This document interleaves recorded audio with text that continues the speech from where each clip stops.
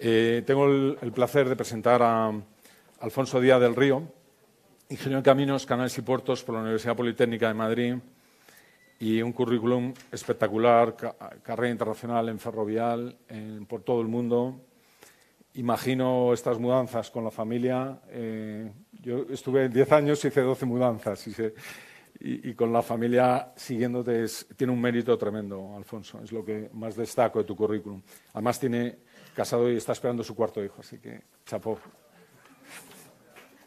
Un aplauso.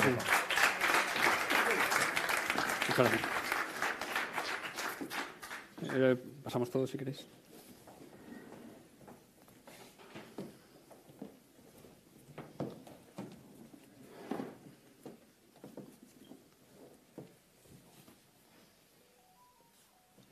Bueno, buenas tardes a todos, o casi buenas noches. Vamos a intentar que el último panel no se alargue demasiado. Antes de empezar con el panel voy a hacer una breve introducción de las tres personas que me acompañan hoy aquí. Está Ángela García. Ángela es Business Development Director de Fama. Fama, como sabéis, es una empresa tecnológica muy enfocada en el FM y perteneciente al grupo 480. Félix Vidal lleva más de 30 años trabajando en Seromal. Seromal es la empresa de servicios y obras del Ayuntamiento de Alcobendas y además tenemos la suerte de que Félix es el responsable de servicio público dentro del Research de IFMA España. Y Fernando Díaz es Market Manager de Apleona. A ver si digo todos los países que lleva, creo que son España, Portugal, Italia, Israel y Chipre, no me dejo ninguno, ¿no? Y desde 2015 ya empezó a enfocarse en el FM, muy enfocado sobre todo en empresas de IT y tecnología. Bueno, pues, como veis, tenemos tres perfiles bastante diferentes que nos van a dar puntos de vista diferentes, bastante complementarios a la vez. Yo creo que Ángela nos dará un enfoque muy tecnológico, Félix pues puede hacer un doble rol, o me atrevería a hacer un triple rol casi, ¿no? Es Facility Manager, pero a la vez también es propietario de activos, ¿no? Como dentro del Ayuntamiento de Alcobendas, y además puede darnos el foco del ciudadano, ¿no? Y luego Fernando, como empresa de servicios, pues también cualquier punto desde el punto de vista de Facility Manager. Habíamos pensado enfocar el bloque la mesa redonda en tres bloques. Uno muy rápido para ponernos todos en contexto de qué es el Smart Building y qué son las Smart Cities. Uno segundo ya entrando en la tecnología, ¿no? El bloque habla de la tecnología como gran aliado del Facility Manager.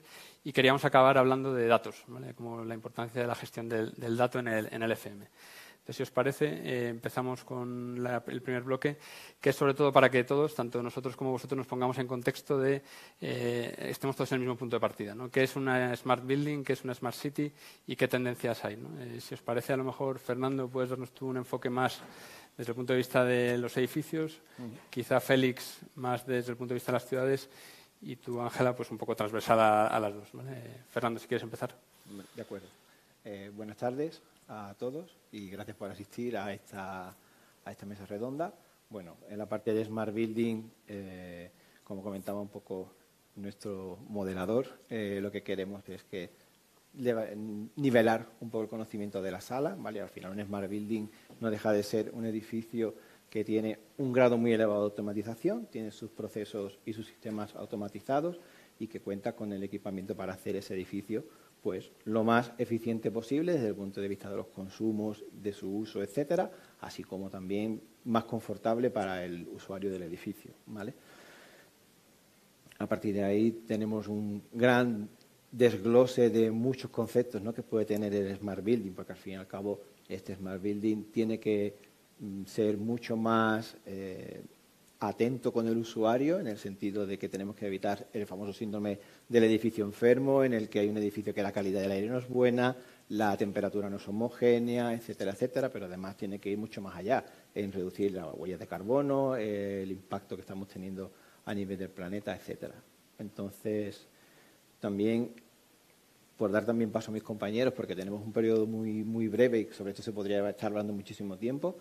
A día de hoy las tendencias que tú comentabas o que tú son muy vinculadas al Internet of Things y también a la inteligencia artificial, porque los modelos de edificios que conocemos todos, que como mucho tenían un BMS, ya se están quedando atrás. Son edificios que tienen muchísimos más más input. Estamos hablando que con Internet of Things y con también inteligencia artificial tenemos modelos gemelos virtuales de los edificios, y los edificios están empezando a tratar casi como si fuesen un proceso químico, que se pueden simular variables de input para saber cómo se va a comportar el edificio con determinadas condiciones. Y bueno, ahora mismo la tendencia principal es sobre todo intentar reducir los consumos de los edificios, ¿vale? Porque, bueno, a nivel global se estima que casi el 50% del consumo energético mundial viene de los edificios. Entonces, con modelos muy avanzados de inteligencia artificial y demás, podríamos llegar a reducir los costes operativos significativamente. Bueno, muchas gracias, Fernando. Félix, como representante de una Smart City como Alcobendas, no sé si quieres darnos unas pinceladas de... Bueno, en principio, no. ¿Escucha?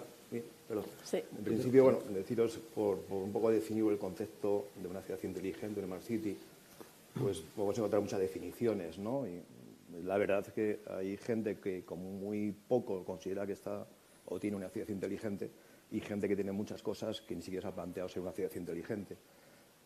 Por un poco centrarnos, yo me definiría que una ciudad o un municipio que quiere ser inteligente, pues con simplemente se plantea unos objetivos de tener una calidad, mejorar la calidad de vida de los ciudadanos y tener una eficacia de la gestión de los servicios disponibles o lo que vaya a implantar en esa ciudad.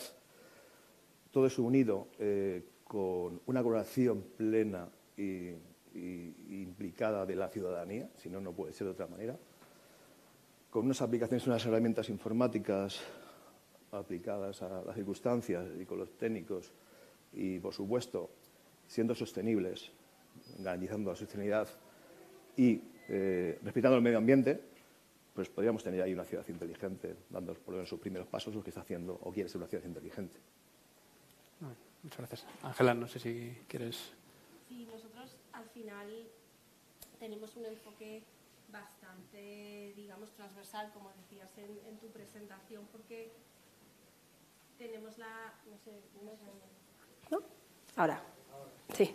Decía, nosotros al final tenemos un enfoque muy transversal de lo que entendemos por ciudad inteligente o por edificio inteligente, pero sí que un poco en línea con lo que este evento de hoy, ¿no? nos llama a pensar el humanismo 4.0. Al final tenemos que pensar que las personas son al final el foco de una ciudad inteligente, de un edificio inteligente, y que por mucho que la tecnología, facilite, por mucho que existan innumerables marcas de sensores, innumerables marcas de cualquier dispositivo que nos dé información en tiempo real en un edificio, en una ciudad, lo que tenemos que poner en el centro es a la persona. Es decir, para nosotros el reto al que hoy se enfrenta la tecnología no es en recabar toda esa información, que al final hay capas de interoperabilidad. Nos metemos en términos técnicos y realmente lo que tenemos que intentar es, un cuadro de mando sencillito para que la ciudad sea inteligente y el técnico pueda tomar las decisiones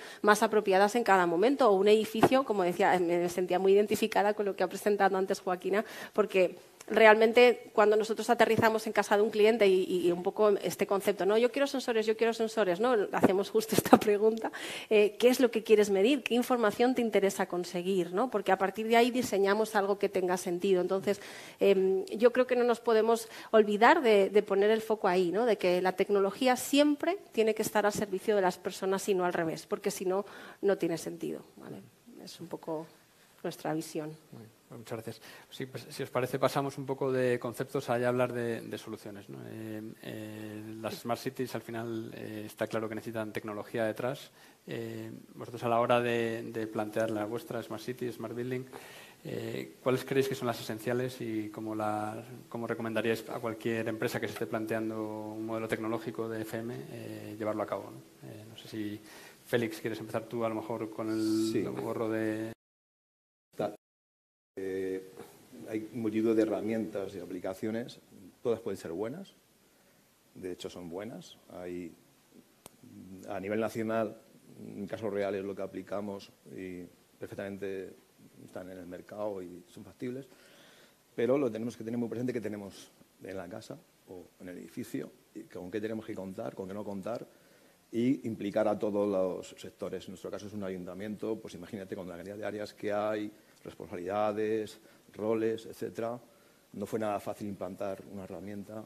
Entonces, bueno, lo que sí tenemos algo de partida, que un GIS, en lo que, bueno, pues de ahí nos basamos todo, con dos GMAUs, uno que era para edificios, otro más para ciudades, y con una herramienta contable que iba un poco en paralelo. Bien. Fernando, si quieres completar tú por la parte de empresa de servicios. Sí, bueno, al fin y al cabo, cuando estamos hablando de herramientas aplicables a un Smart Building, etcétera, etcétera, no tenemos que perder al final nuestro foco, ¿no? Nuestro foco es, como decía antes, optimizar el uso del edificio y también mejorar el confort del usuario. En ese sentido, cuando se diseña un edificio, evidentemente, herramientas que van a servir a posteriores son un diseño adecuado de los sistemas que se puedan sectorizar adecuadamente y apagar o que no estén sin consumo cuando están en estado latente, etcétera.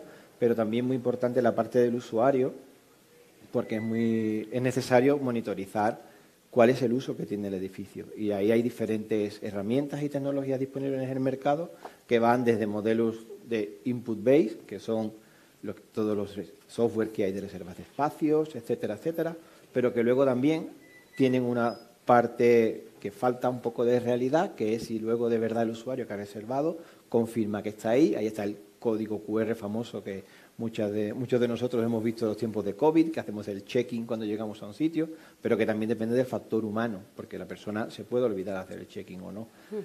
También hay sensores para medir esa confirmación bajo el pupitre, en la sala, etcétera, etcétera. Entonces, conocer esa ocupación del edificio también nos permite anticiparnos mucho, porque, como hablábamos antes, uno de los objetivos que tenemos también es reducir el consumo energético, reducir el impacto ambiental que tiene el edificio, y si sabemos qué necesidades va a tener el edificio, nuestro sistema de inteligencia artificial debe ser capaz de anticiparse, y al anticiparse evitamos esos picos de consumo, evitamos esa reactividad, que es lo que también nos dispara nuestras necesidades luego.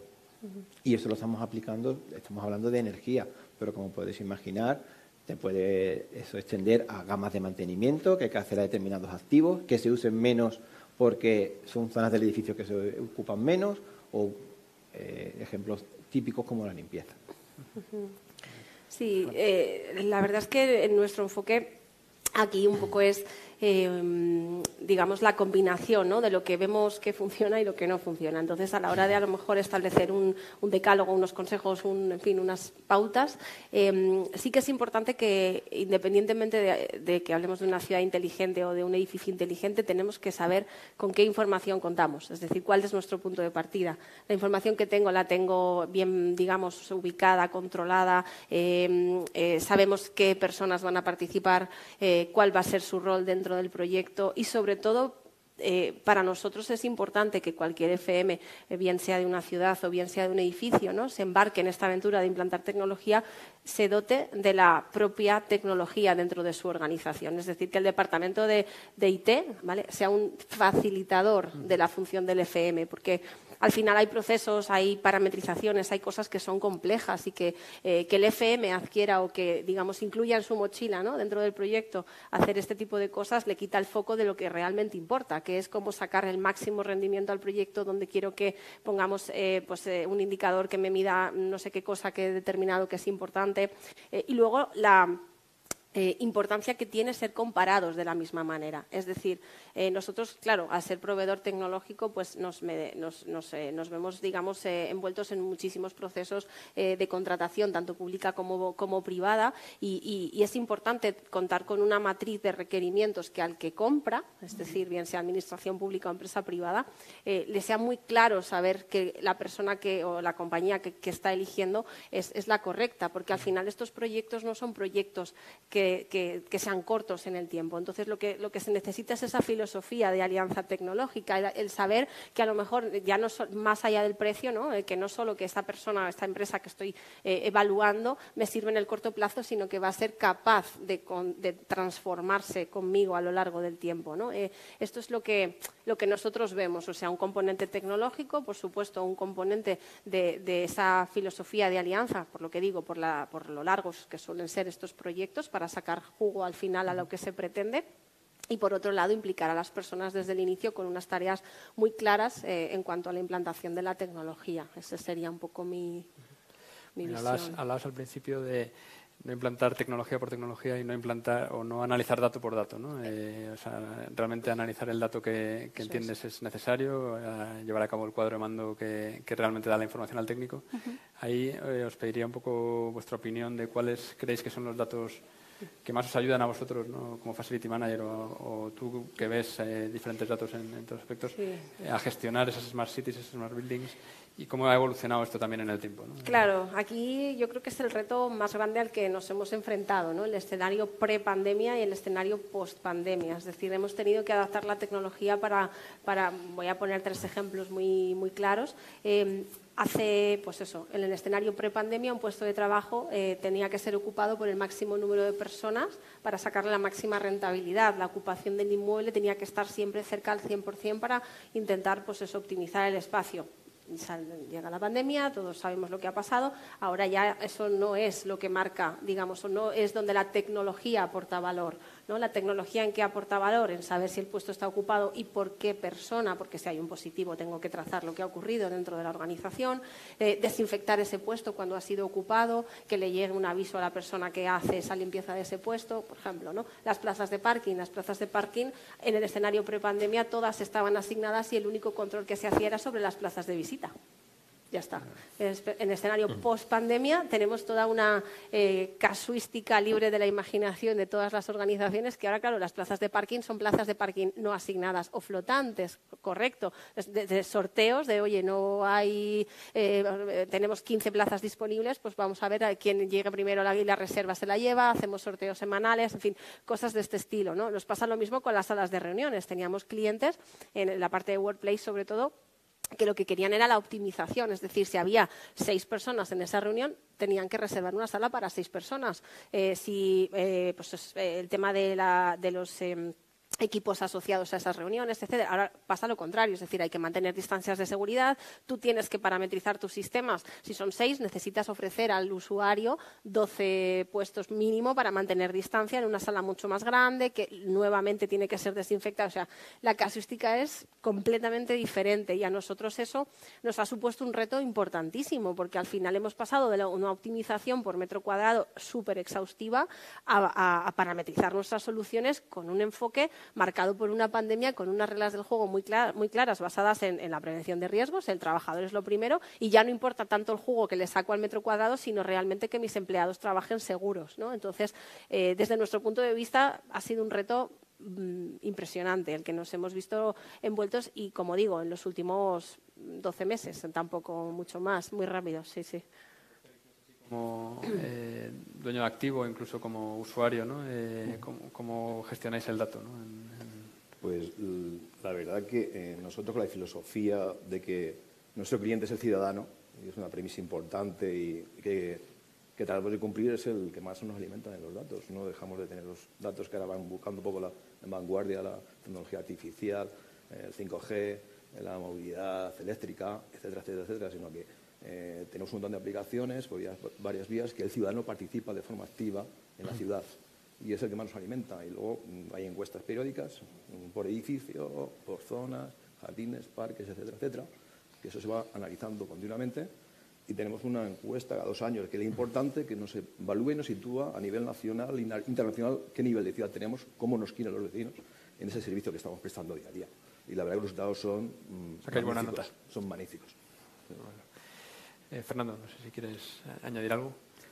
Bueno, Ángel ha hecho una descripción muy exhaustiva y completa, yo creo, de todo lo que son nuestros retos del día a día en cuanto a funcionalidad y operativa de los edificios.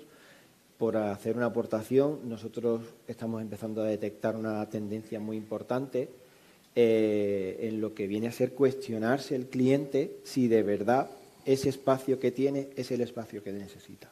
Esa es la gran cuestión que tiene el cliente ahora mismo, porque comentábamos antes, mientras que estábamos fuera, empieza a perder el sentido tener el open space con las mesas todas agrupadas de manera lineal, porque hay mucho trabajo del que se hace ahí individualmente que se puede hacer en otro entorno, en casa, en hotspot, trabajando desde cualquier sitio, etcétera, etcétera. La gran dificultad ahí es hacia dónde tengo que dirigir mi modelo.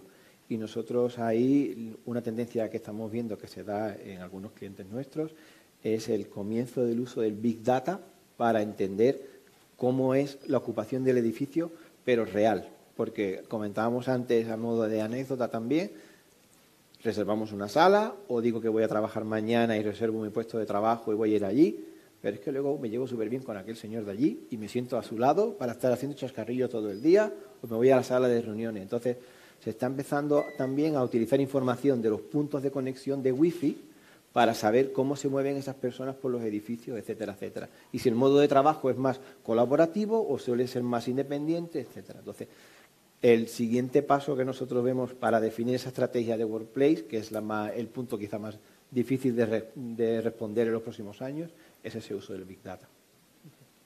Muy bien. Pues ya me están anunciando ahí el final del tiempo. Muchas gracias a los tres. Yo creo que ha sido una conversación muy fructífera. Espero que a vosotros os haya ayudado también, por lo menos yo me llevo, ¿no?, el cómo han explicado, yo creo que cómo está evolucionando el modelo FM, ¿no?, de un modelo más tradicional, que era, yo creo que era reactivo, que era de gestión del activo, a un modelo un poco más moderno que es mucho más proactivo, mucho más de gestión del usuario final, ¿no?